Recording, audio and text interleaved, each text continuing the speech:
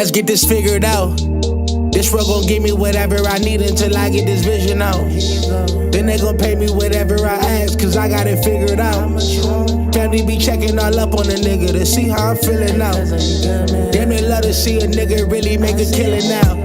I put a lock on the game and I hide the code and the keys. I am not playing no games, I really play this shit for keeps. That shit for me.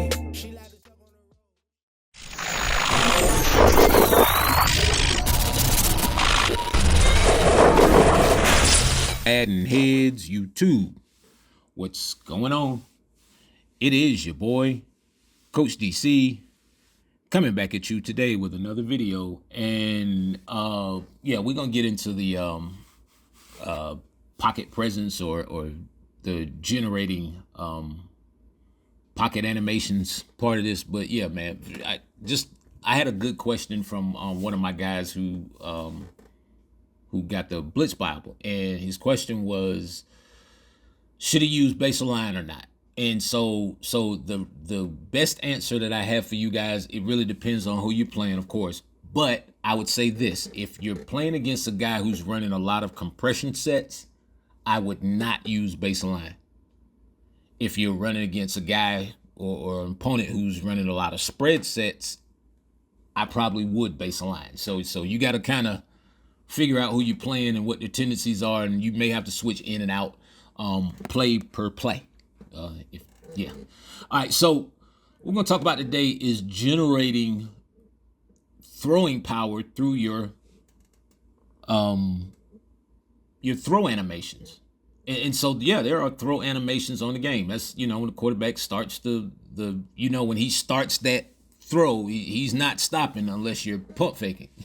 So a lot of times, a lot of passes fall flat because we're not necessarily stepping into the throw. And I think stepping into the throw is kind of overrated on this game because the ability to make overthrows is really easy on this game. And so I do a thing, I call it shifting your weight, and by shifting your weight forward without the full, sometimes I'll get a half a slide, but even if I do get that slide, a lot of times it's me steadying myself in the pocket. And then again, like my throwing process is I'm placing the stick in the spot I want to throw before I make the throw. So that last little step or whatever that you see me take, inside or wherever I'm throwing, that last little gather step, if there is one, that is me placing the stick right in the spot where I want to throw the ball before I start the throw process, which comes with the button. So it's stick first and then button.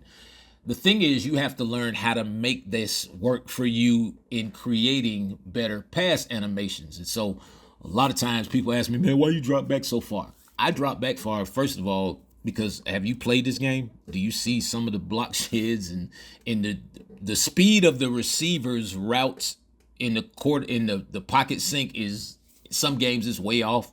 You could have major time in the pocket and it'll take like 40 years for the receiver ever to get to the top of the route or the break point of the route. So that's to me, that's a Madden thing. And so how I kind of my workaround to that is creating a weight shift, once I stop myself in the pocket. And so I kind of tap the stick forward a little bit, like before every throw, or I'm stepping, I'm pushing the stick forward, in the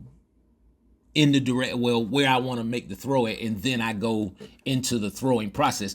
And it like works together. So you see how Penix just shifted his weight there. And once I get on the toes, now it's easier to generate. I'm not gonna say easy. It's easier to generate power on your deeper throws, or if you're trying to drive the ball. It's actually real life quarterback mechanics. That's what they tell real quarterbacks. It's like, all right, you don't want to throw off your back foot. A lot of times we make throws and our weight is not reshifted back forward, and we think that we're standing there in the pocket, but your weight is actually shifted backwards. So you see right there, you see how I took that little crow hop, that little gather step forward, and as I'm doing that, guess what's coming right after that? The throw. So it's like a quick 1-2. It's like step, throw, step, throw. And that may not be the situation all the time. Yeah, sometimes you may have to not throw it.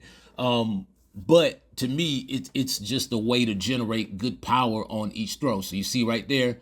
See, and then now here's the deal. What you have to understand is some throws you don't want to generate a whole bunch of power on. Some throws like like that touch pass right there in the middle, I don't want to generate a whole lot of power. If a guy is over the top or playing me in an over the top position, from a leverage standpoint as a defender, I don't want to generate a whole lot of throwing power. I actually want to generate less so that I can throw the ball a little bit short of the spot. It really, you have to just look at how you're being played. All right, but yeah, let's get to watch him kick the pylon, make my feet move, and then I'm automatically out of bounds. And so yeah, this is just a part of playing with the mechanics, man. It's a struggle out here. My game yesterday was awful. Me and one of my guys were playing, man. It was just, yeah. No, I'm talking about no adjustments, all that kind of stuff. Oh, this was actually a league game right here. Watch this. This is great. Good comeback route, good combination, beautiful, right? I mean, yeah, let's move the chains. It's an offensive pass interference call, though.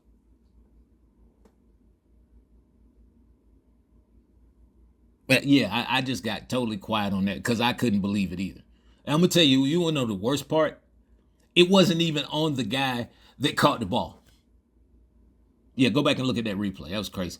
All right, but in terms of just generating, like I said, sometimes I want to generate more power. Sometimes I want to generate less. Sometimes I have to be in that perfect spot where there's an over and an under defender, in that case right there, where I just want to drop it into the perfect spot. And that is stick balance. Yeah, I ain't gonna say too much, but it's a balance to it. So it's like you're either pushing the stick one way or another, or you're not. See if y'all can pick up on that. You're either pushing the stick one way or another before you generate the throw, or you're not. So for my clients, y'all should know what position the stick should be in if you're not pushing forward or backwards. Yeah, this is easy. This is one of those pop quizzes that the teacher gives and you just read the section.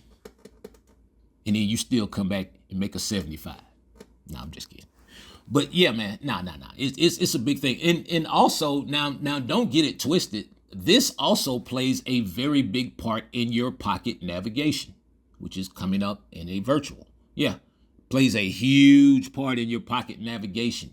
The way we play, you rarely see people who move like this in the pocket. I mean, like, can make these kind of moves.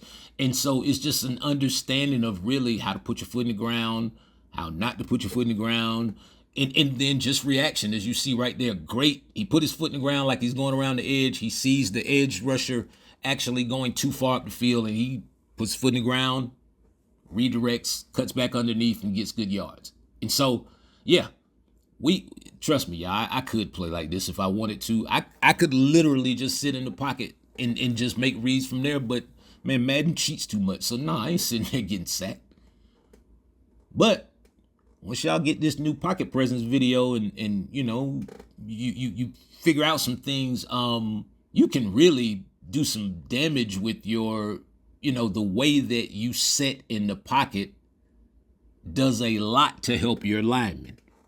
The violent nature that you set in the pocket, as y'all see the double cut blocks right there, that's illegal. No flag.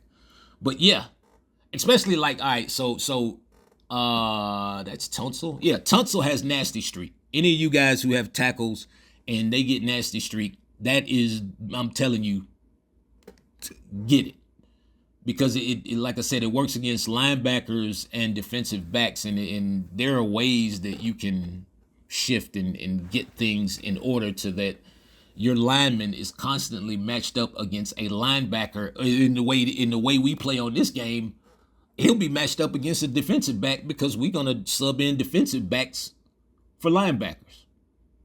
So you understand that's a big thing, because that if you have nasty streak on that tackle, man, boy, he gets real busy on that second level. Like straight up. You can get to that second level, especially on a run.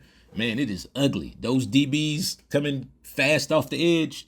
Man, if you can get Make sure that your tackle is the guy that's blocking them through your shifts and your line, your line protections. You can make it happen. Yeah. I can get Bijan to block the slot corner on this play, and I'm gonna do it.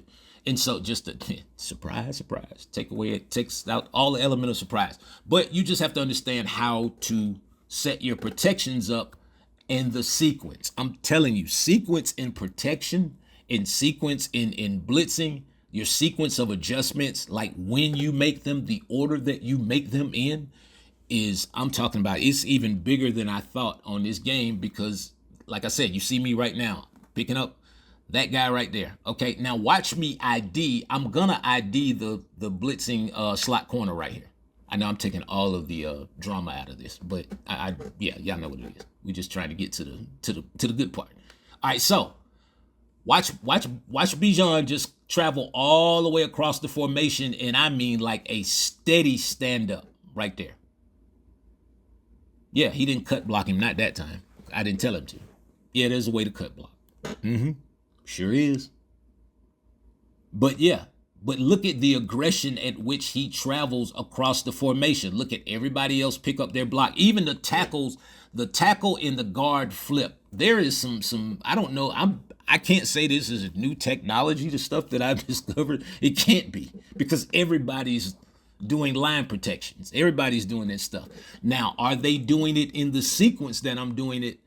That may be a little different, because I see something in the sequence that I'm doing it that is really impressive. And that's from a Madden perspective, like it is almost like for me, it's almost impossible, because I'm just used to guys just letting guys just run right by them.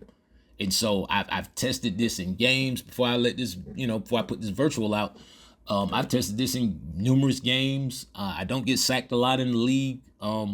I've tested it a lot in practice mode. So, man, anyway, man, y'all go ahead and get that blitz guide, man. Whenever you get the opportunity, man, it is your boy Coach. Best coach in the game, baby. I'm out.